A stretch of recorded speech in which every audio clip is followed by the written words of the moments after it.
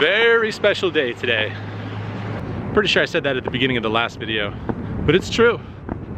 That was a special day, and today also a very special day.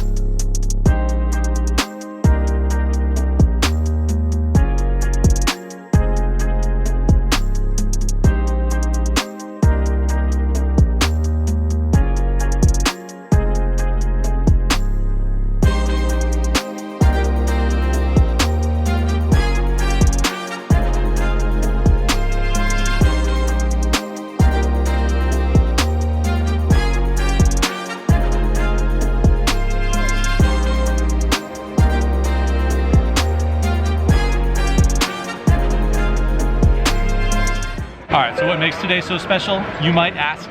First ever, fully embraced by the casino, meetup game here in Las Vegas. So what exactly does that mean? Alright, let's try and find somewhere a little quieter. Today marks the first time after about a year, little over a year's worth of efforts, to finally have a casino property fully embrace what we're doing here on this vlog. Fully embrace the meetup game and fully embrace showing poker off to the masses via a YouTube creator. So we're chilling here at the Westgate Hotel. This property originally opened as a place called the International. That was in 1969. 2 years later, renamed, rebranded as the Las Vegas Hilton, remained that way and became mostly well known under that name. However, as of 2014, Westgate, now known as the Westgate. This property is home to the biggest sports book in all of the land. It is also home to the most recently opened poker room in Las Vegas.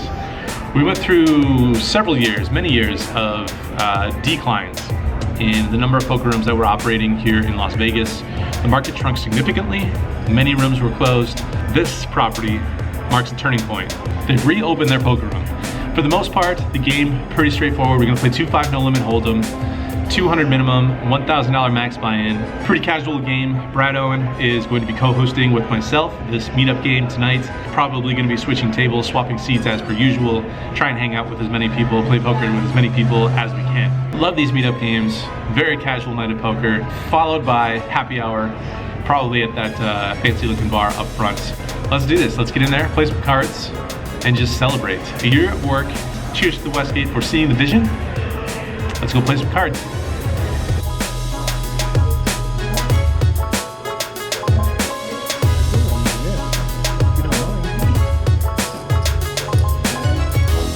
Alright guys, games are underway here at the Westgate Poker Room. 5 games on a Wednesday evening. 5 2-5 games. Really good turnout.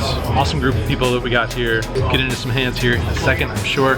But pizza's on the way, so that's some very good news. A couple drinks deep already. Pizza's on the way. 5 games going. Life is good.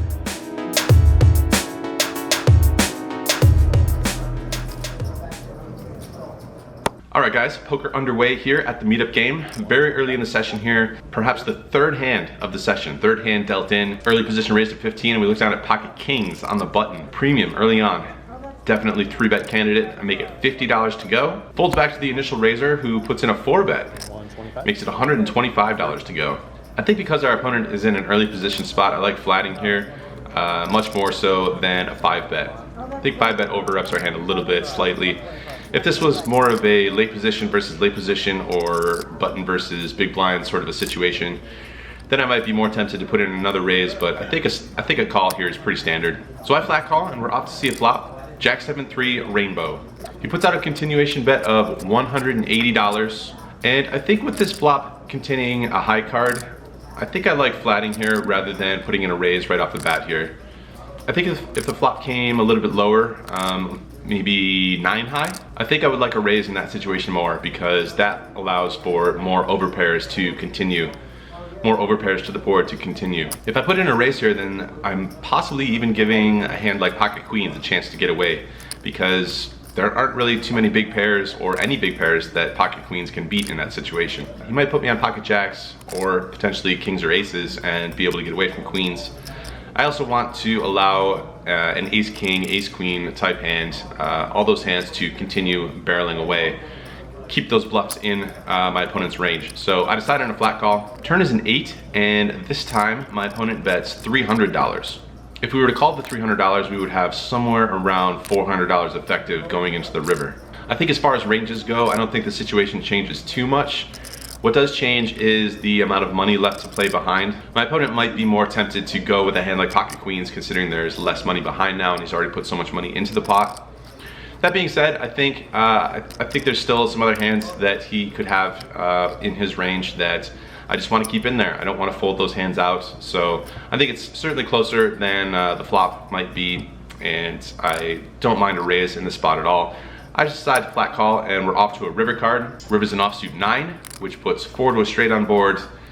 He goes ahead and jams the remaining money in his stack, which is, again, in the neighborhood of $400. I don't think there's too much decision to be had at this point. Not exactly my favorite run out. If he somehow has a 10 in his hand, we're losing to those hands. Pocket 9s we lose to now as well. But I pretty much made up my mind on the turn. Perhaps barring an ace, maybe I could get away from ace on the river, but any other card, I'm just basically closing my eyes and calling off versus. So that's what I do, tossing the call. Did not come to the meetup game to fold pocket kings on an all undercard board. So I call, and our opponent tells us that he got lucky on us and shows us pocket 10s.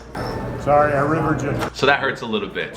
Stuck in the very early going of the meetup game, stuck a full buy-in, down $1,000. And it's pretty easy to say perhaps we should have jammed the turn there, and he might have folded the pocket 10s, but I'm not so sure if we want pocket 10s to fold there.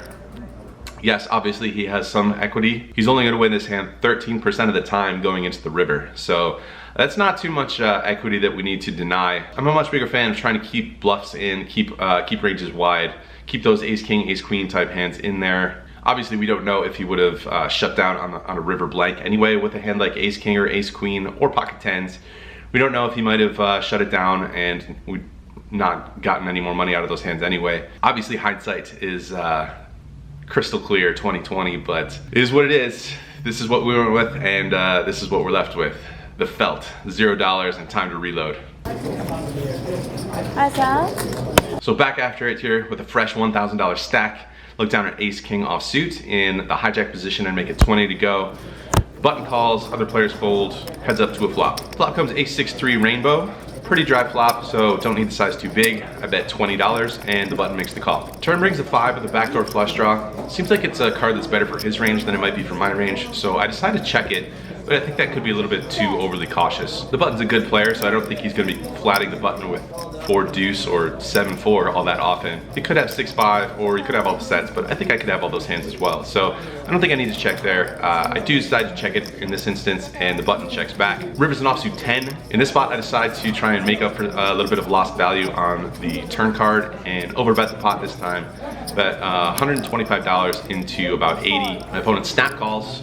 I roll it over and it's good. So pick up a little bit of the missed value there that we missed on the turn with a small overbet there on the river.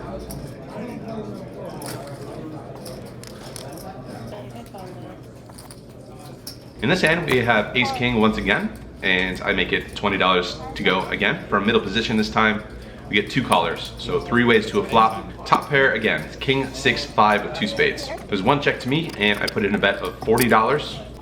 Player on my left calls and the other player folds. Heads up to a turn card, which is an offsuit 5, which seems like a pretty good card for us. Doesn't improve any of the draws and not too many combinations of 5 available. So I'm gonna put in another bet here and I make it $105. My opponent thinks for a little while and then he makes the call again. River's an interesting card, it's the 3 of spades. So my opponent only has a little over $300 left, maybe $350 total. A little bit of a questionable spot because we don't have any spades in our hand, so we don't block any of the potential flushes that could have come in. Also not too sure whether I can get 3 streets from a worse king anyway, but considering that his stack size is only, again, $350 or so, compared to the size of the pot, I don't really see myself check folding here, and I'm just gonna try to get max value, and if he happens to have a flush, so be it. So after thinking for some time, I go ahead and bet approximately what's left in his stack. He goes into the tank for quite some time, thinking it over, and he eventually decides on a fold. He shows pocket eights, folds pocket eights face up, a little bit non-believing pocket eights there on the flop and the turn, but he did find the fold on the river. You know, you see someone get stacked for $1,000, 3 hands in, you tend to be non-believing when they fire away, but we get 2 streets of value, pretty good result.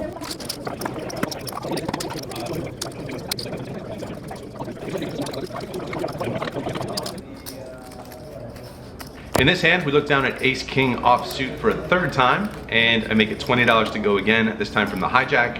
1 caller this time, so heads up to a flop, which comes 10-10-6. He checks it over to me, and since it's a high card paired board, I lean a little bit more towards checking versus say like a 4-4 deuce type board where we have a very big range advantage in that situation. I decided to check back, and we see a turn card, which comes a king. So a top pair, top kicker for us on the turn. He leads into us, which is interesting. Leads into us for $35. Don't think there's too much point in raising here. Probably not gonna get too much value from hands other than perhaps worst kings, queen jack. Even some of those hands might fold anyway. So I go ahead and flat call, and we're off to a river card, which comes a brick. Again, he leads into us, this time to the tune of $80. Pretty simple call here, pretty straightforward. I go ahead and toss the call in without too much thought. He shows us ace high. He says something about it, he doesn't know why he tries. He knows I don't fold. Certainly not folding this hand. And if I did have ace high or something like that, I might have found a fold in that situation. So don't feel too bad, just ran into it this time.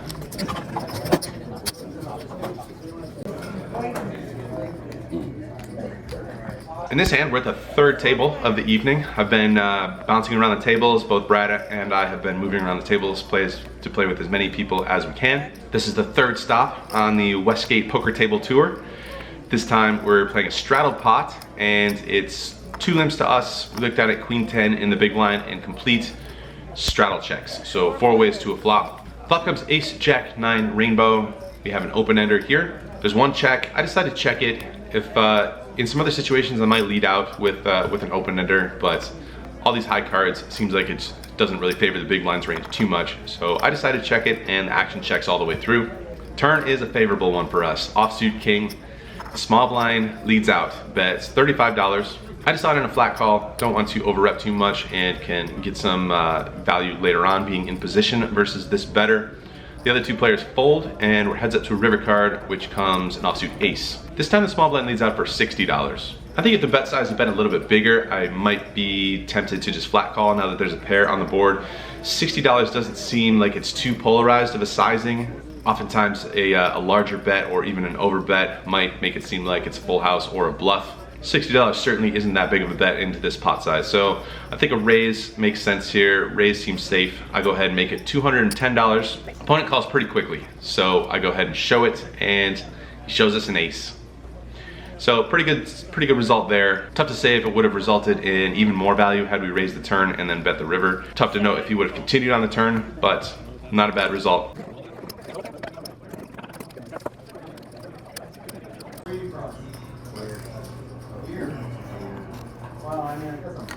So the momentum seems to be shifting in our direction a little bit much more so than hand number 3 of this session when we got stacked.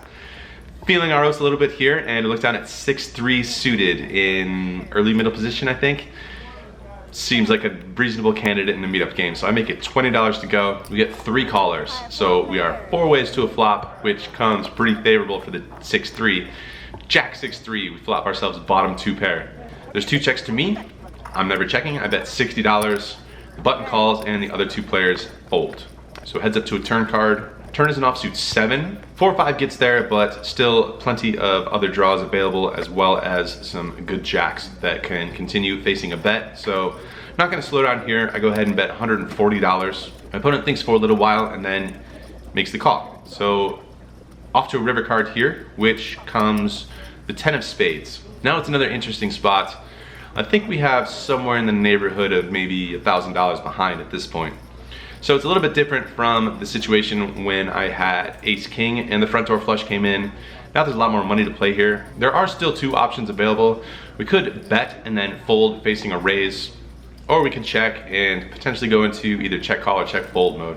We know that check fold mode doesn't pop up too often, but it is an option. Just saying, it is an option. I suppose the question is whether we can get 3 streets of value versus a good jack in this situation, since that's pretty much the only type of hand that is left available that we can beat in this situation.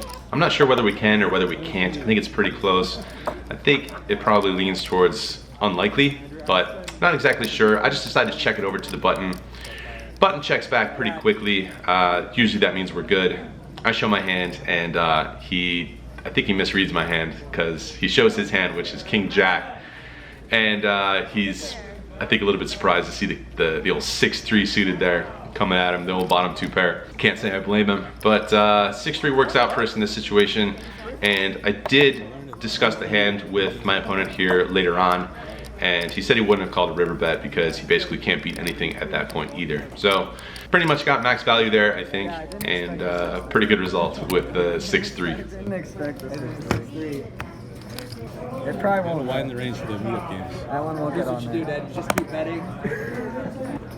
That's the spirit. Oh my god. Why even look, man? Last interesting hand here of the evening, and it's something that's a little bit different because there's a different aspect to this hand. In this hand, we have the button game going on. So in this game, the person who is on the button puts $10 on top of the dealer button. Only the player who is on the button can win that money. So if the person who is on the button wins the hand, they collect the money that is on top of the button. If the player who is on the button does not win the hand, that money stays on the button, and then the next player who is on the button puts another $10 on top of that money.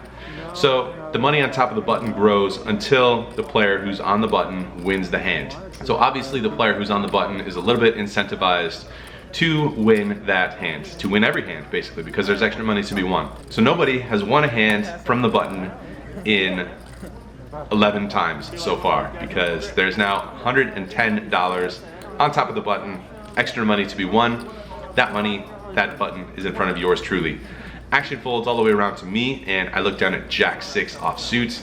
Pretty miserable hand, but considering we're on the button and there's an extra $110 on top of that to be won, definitely a raise candidate. So I make it $40 to go. I'm very happy if the blinds fold here, but unfortunately, neither of the blinds fold here. Both blinds call, so we're off to a flop 3 ways. Flop comes King, Queen, 9 with a flush draw. Could be better, could be worse. Both blinds check to me, and definitely not giving up here. We have a gutter, and which also amounts to a blocker. The flop also should be somewhat decent for our range, even though everybody knows that I'm trying to get after that button money. So I don't know how much ranges really come into effect in these situations, but I'm gonna make a stab at it, not giving up. I bet $75 with my jack high plus gutter ball. First player thinks for quite a long time, and then he makes the fold. Second player in the big blinds, snap folds. So good news, taking this one down with the jack high. Obviously, got to show that one to the rest of the table. Very good for the game to show bluffs, especially in a meetup game, and we collect the pot and the $110 on the button. See, that's why it never gets above 100 very often, you know. It's too tempting, and then...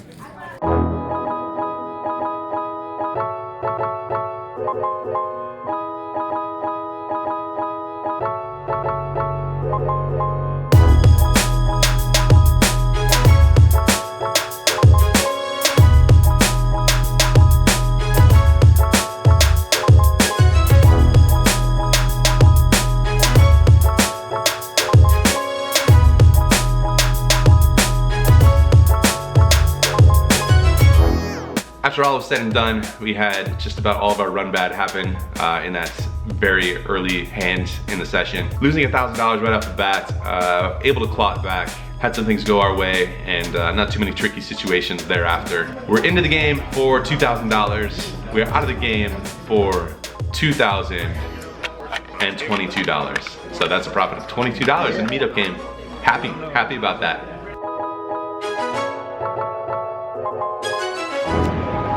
Just wrapping up the session.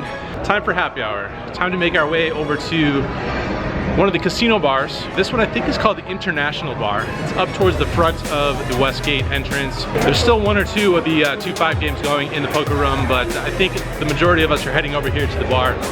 Grab a beverage, decompress, maybe talk poker hand or two, and wind it down.